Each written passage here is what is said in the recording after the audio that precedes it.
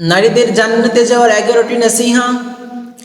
যদি কোনো নারী এই 11টি নসিহা মেনে চলতে পারে, তার জন্য জান্নাতে যাওয়া সহজ হয়ে যাবে। 1 নম্বর নসিহা, কোরআন এবং হাদিসের জ্ঞান অর্জন করা। কোরআন এবং হাদিসের বেসিক জ্ঞান আপনাকে অর্জন করতে হবে, যে জ্ঞানটা অর্জন করলে আপনি কোনটা হালাল কোনটা হারাম, কোন কাজটা করলে আপনার ঈমান থাকে, কোন কাজটা করলে ঈমান চলে যায়, এই সকল বেসিক জ্ঞান আপনাকে রাখতে হবে। 2 নম্বর নসিহা, 5 ওয়াক্ত নামাজ আপনাকে টাইম মতো ওয়াক্ত মতো আদায় করতে হবে। 1 ওয়াক্তর নামাজ আর 1 ওয়াক্তে গিয়ে আদায় করা যাবে না, এটা শয়তানের একটা ধোঁকা। এই ধোঁকা থেকে আপনাকে বেরিয়ে আসতে হবে। 5 ওয়াক্ত নামাজ সময় মতো আদায় করতে হবে। 3 নম্বর নসিহা, রমজান মাসে রোজা রাখতে হবে। রমজান মাসে রোজা রাখতে হবে, কোনো অজুহাত দেওয়া যাবে না। যদি শরীরের কোনো সমস্যা থাকে সেইটা ভিন্ন কথা, তাছাড়া আপনাকে রমজানের রোজাটা আপনাকে অবশ্যই রেখে দিতে হবে। 4 নম্বর নসিহা, স্বামীর অনুগত্য করতে হবে, স্বামীর কথা মতো চলতে হবে। তবে স্বামী যদি ইসলাম বিদ্বেষী কোনো কথা বলে, তাহলে অবশ্যই সেই কথা থেকে আপনি বিরত থাকবেন। 5 নম্বর নসিহা, আপনার ইজ্জতের হেফাজত করতে হবে, অর্থাৎ পর্দা করতে হবে। পর্দা করে চলাফেরা করতে হবে। আপনার শরীরকে আবৃত্তি করে রাখতে হবে, ঢেকে রাখতে হবে, যেন কোনো পরপুরুষের সামনে শরীরের কোনো অংশ বাহির হয়ে না যায়।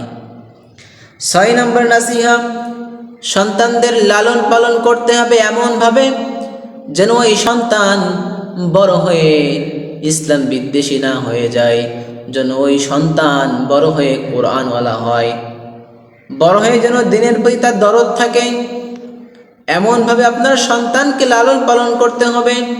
7 নম্বর নসিহা, কৃতজ্ঞতা আদায় করা। আল্লাহ রাব্বুল আলামিনের প্রশংসা আদায় করতে হবে, কৃতজ্ঞতা আদায় করতে হবে। আল্লাহ রাব্বুল আলামিনের সকল সময় তিনার প্রশংসা করতে হবে। আল্লাহ রাব্বুল আলামিন আমাদের এত নিয়ামত দিয়েছেন, যে নিয়ামতের প্রশংসা করে শেষ করবার নয়। 8 নম্বর নসিহা, গালাগালি করা যাবে না, অভিশাপ দেওয়া যাবে না।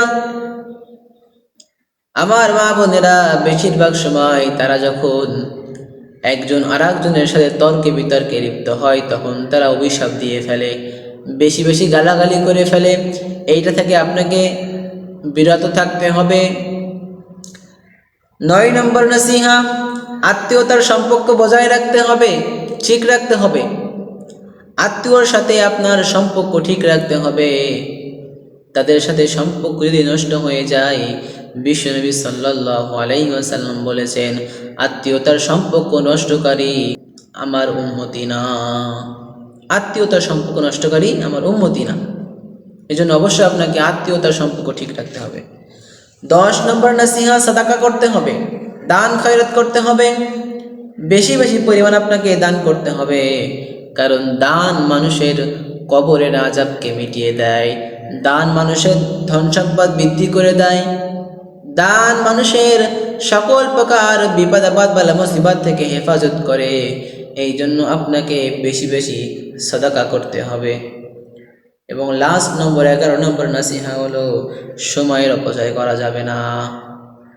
আমার মা বোনেরা বেশিরভাগ সময় দেখা যায় তিনারা টিভির সামনে দাঁড়িয়ে আছে, বসে আছে, সিরিয়াল দেখছে, বিভিন্ন রকমের বিভিন্ন কিছু দেখছে। এটা সময়ের অপচয়। আপনাকে এই সময় অপচয় করা যাবে না।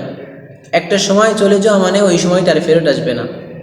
এজন্য আপনাকে যে সময়টুকু আপনি ওই সকল খারাপ কাজে দিবেন, তার থেকে আপনি একটু কোরআন পড়ুন, একটু হাদিস পড়ুন, একটু জ্ঞান অর্জন করুন, একটা ভালো কাজ করুন।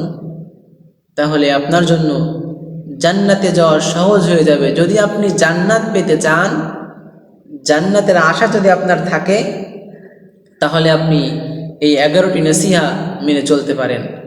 যদি এমনটা হয় আপনার জান্নাতের কোনো প্রয়োজন নাই, তাহলে আপনি আপনার মতো চলতে পারেন। কিন্তু আমি আশা করব আল্লাহ রাব্বুল আলামিন যেন আমার মা বোনদেরকে এই 11টি নসিহা মেনে চলার তৌফিক দান করেন, তিনারা যেন জান্নাতি হতে পারেন। সকলকে আল্লাহ রাব্বুল আলামিন তৌফিক দান করেন। আমা তৌফিক ইল্লা বিল্লাহ।